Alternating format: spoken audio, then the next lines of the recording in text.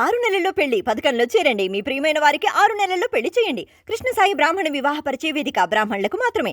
మరిన్ని వివరాలకి కాల్ 8855592015 లేదా 9000333990.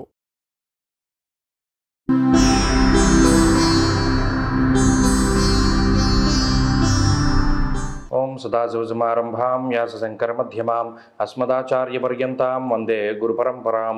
జ్యోతిషశాస్త్రాన్ని భావితరాల వారికి ప్రసాదించిన ఋషుల యొక్క పాదపద్మాలకి నమస్కారం చేసుకుంటూ, అలాగే నాకు జ్యోతిష విద్యను నేర్పిన గురువర్యులు జ్యోతిష బ్రహ్మ కీర్తిశేషులు శ్రీ ఈరంకి సూర్యనారాయణమూర్తి గారు, సూర్యశ్రీ దైవజ్ఞ గారి యొక్క పాదపద్మాలకి నమస్కారం చేసుకుంటూ, ఓం శ్రీ మహాగణాధిపతి నమః, శ్రీ గురుభ్యో నమః, హరి ఓం. వీక్షకులందరికీ నమస్కారం. అక్టోబర్ నెల 6వ తారీఖు లగాయితూ అక్టోబర్ 12వ తారీఖు వరకు ఉండేటువంటి గ్రహగతుల ఆధారంగా ద్వాదశ రాశుల వారికి ఈ వారం ఏ విధమైనటువంటి శుభాశుభ ఫలితాలు కలగబోతూ ఉన్నాయో ఈ కార్యక్రమం ద్వారా తెలుసుకుందాం. అందులో భాగంగా ఈ వారం ఉండేటువంటి గ్రహగతులను గమనిద్దాం. ఈ వారంలో వృషభ రాశి యందు గురువు వక్రగతిలో ఆయన సంచారాన్ని చేయబోతూ ఉన్నారు. కుజుడు మిథున రాశి యందు, అలాగే కన్యా రాశి యందు రవికేతువులు, తులారాశి యందు శుక్రబుధులు, మరి ముఖ్యంగా తులలగాయితూ మకరం కుంభరాశుల వరకు చంద్రుని యొక్క సంచారము, కుంభమందు వక్రించిన శనేశ్వరుడు, మీనరాశిలో రాహు సంచరిస్తూ ఉన్నారు. ఇటువంటి పరిస్థితుల్లో ద్వాదశ రాశులకి ఏ విధమైనటువంటి ఫలితాలు కలగబోతున్నా తెలుసుకుని, మకర రాశి వారికి ఈ వారం మిశ్రమమైనటువంటి ఫలితాలు గోచరిస్తూ ఉన్నాయి. ప్రత్యేకించి ఈ రాశి వారికి షష్ఠ స్థానమందు కుజుడు అనుకూలించేటువంటి గ్రహంగా ఉన్నారు. అలాగే ఈ వారంలో చంద్రబలం ఉన్నది.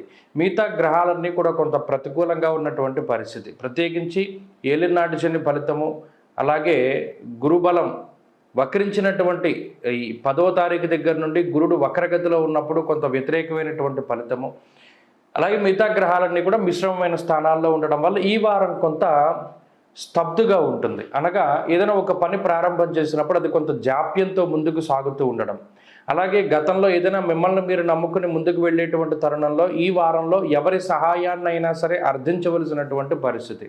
పలానా దాంట్లో సహాయం చేయమనో, లేదా గురువుల యొక్క అనుగ్రహం కోసమై వెళ్ళడమో, పలానా దాంట్లో ఎలా ముందుకు వెళ్ళాలి అనేటువంటి విషయంపై కొంత అవగాహన లోపంతో ఎవరి సహాయాన్నైనా అర్థించేటువంటి పరిస్థితులు ఉంటాయి.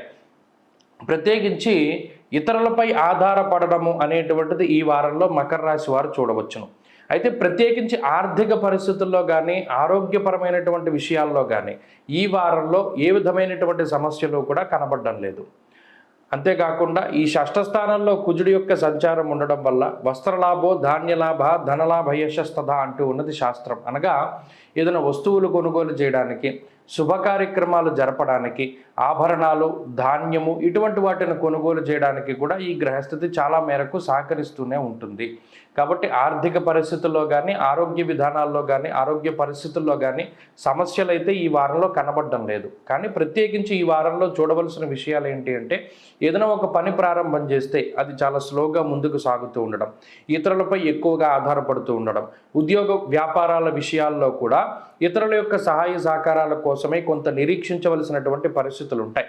సొంతంగా ఏదైనా ముందుకు వెళదాము అంటే దానిలో కొన్ని అవాంతరాలు ఏర్పడుతూ ఉండడం వల్ల ఈ పరిస్థితులు ఏర్పడతాయి. కాబట్టి ఈ విషయాలను దృష్టిలో పెట్టుకోవాలి.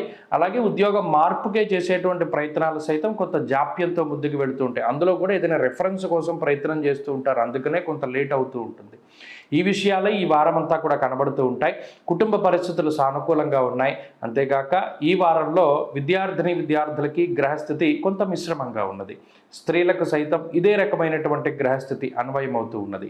మకర రాశి వారు ఈ వారంలో మరింత అనుకూలమైనటువంటి ఫలితాన్ని సాధించడానికై సిద్ధమంగళ స్తోత్రాన్ని ప్రతినిత్యం పారాయణ చేస్తూ ఉండడం, దత్తాత్రేయ స్వామి వారి యొక్క ఆరాధన చేస్తూ ఉండడం చెప్పదగినటువంటి సూచన.